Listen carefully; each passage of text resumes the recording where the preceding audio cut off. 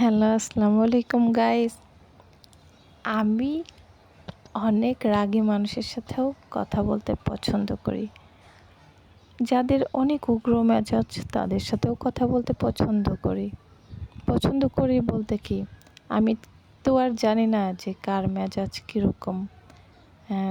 অতএব কোনো উগ্র মানুষও যদি আমার সাথে উগ্র ভাষায় কথা বলে, হঠাৎই হতেই পারে সে দোকানদার, হতেই পারে সে একজন ডাব বিক্রেতা, হতেই পারে সে একজন পিৎজা দোকানদারওয়ালা, হতেই পারে হঠাৎ উগ্র মানুষের সাথে কথাবার্তা হয়ে যেতেই পারে একটা রিক্সাওয়ালা, সে হতে পারে একটা ড্রাইভার। যেমনই হোক না কেন, আমার কাছে ভালো লাগে সে যদি উগ্র মেজাজে কথা বলে। আমার কাছে মনে হয় তার স্বভাবটা আমি জানলাম, এবং কি পরবর্তীতে আমি তার সাথে ভালো ব্যবহার করতে পছন্দ করি, যাতে করে পরবর্তীতে সে মনে করে যে আসলেই সে ভুল করছে, কিংবা সেই ভুল থেকেও সে অনুতপ্ত হয়ে শুধরে যাওয়ার তার একটা সুযোগ থাকতে পারে। তাই আমি সবার সাথে কথা বলা পছন্দ করি। আমার সাথে যে যেভাবে ভাষায় কথা বলুক না কেন, আমি কিছু মনে করি না। আমি মনে করি মানুষ অনেক রকম হতেই পারে, যে যার যার মতো। একটা সময় সবাই সবার ভুল বুঝবে, সবাই নিজেকে শুধরে নেওয়ার চেষ্টা করবে। হতে পারে সেটা 20 বছর পর, হতে পারে সেটা 50 বছর পরে। তবে আমি মানুষের জন্য অবশ্যই দোয়া করি, সবাই যেন সবার ভুলগুলোকে শুধরে নেয় এবং সঠিক পথে ফিরে আসে, এটাই। তাই আমার কাছে কোনো কিছু মনে হয় না যে আমি কার সাথে কথা বললাম, কে আমার সাথে কথা কীভাবে বললো না বললো, আমার কাছে ওইরকম কোনো খারাপ লাগে না। কারণ পৃথিবীটা তো এরকমই না যে সবাই তো আর একরকম হবে না, এটা তো মেনে নিতে হবে। আমি কেন বলবো যে আমি অমুকের সাথে কথা বলি না, সে সেরকম হলে আমি কথা বলবো না। আমি এমন মানুষের সাথেই কথা বলবো যে নিয়ম শৃঙ্খলা বজায় রাখতে হবে। এত মাপকাঠি বুঝি না আমি। ভালো লাগে আমার সবার কথা শুনতে ভালো লাগে, সবার মনের ভাবটা আমার বুঝতে ভালো লাগে। পরবর্তীতে আমি হয়তো বা কাঁদি, হয়তো বা হাসি, হয়তো বা তার জন্য দোয়া করি যে সে যেন হেদায়েত পায়, এতটুকুই। কারণ সে কেমন ব্যবহার করলো, আমি কেমন করলাম, সেটা আমার কাছে কোনো বড় বিষয় না। আমার কথা হচ্ছে সবাই একরকম না, সবার সাথেই মিশতে হয়, সবার কথাই শুনতে হয়।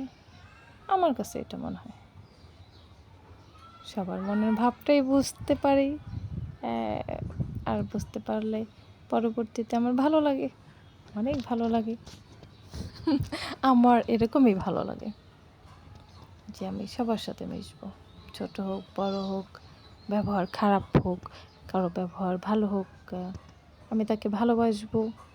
হতে পারে সে আমার আপনজন, তো যাই হোক, পরবর্তীতে সে তো বলবে যে ও অনেক হতে পারে রাগী, হয়তো বা অনেক চুপচাপ, হয়তো বা সে অনেক অভিমানী, কিছু বললে কান্না করে।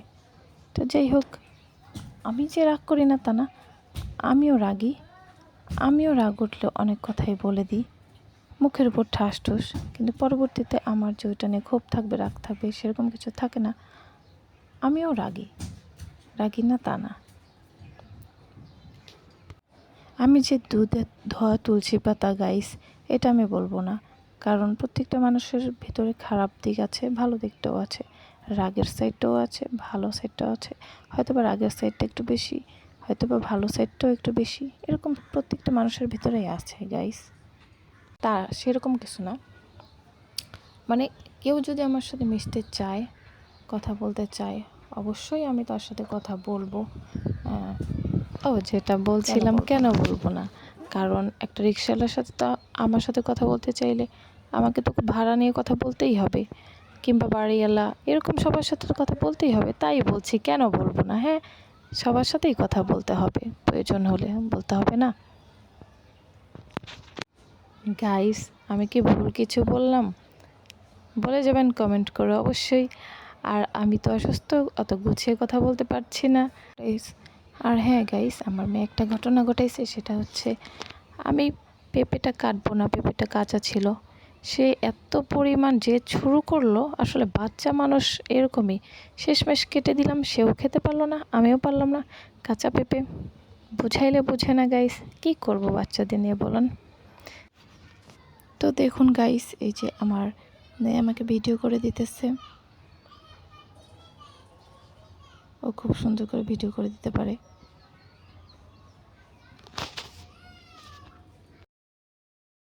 তো গাইস এই দেখুন, পরবর্তীতে সে খাচ্ছে।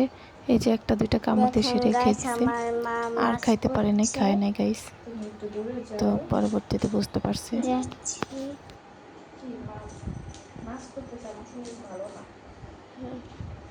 তাও মাছ করতেছে, সবার খাওয়া দাওয়া লাগবে না?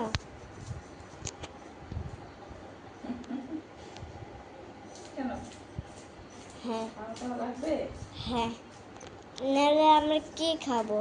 আমাদের খিদে লাগে না সব সময়?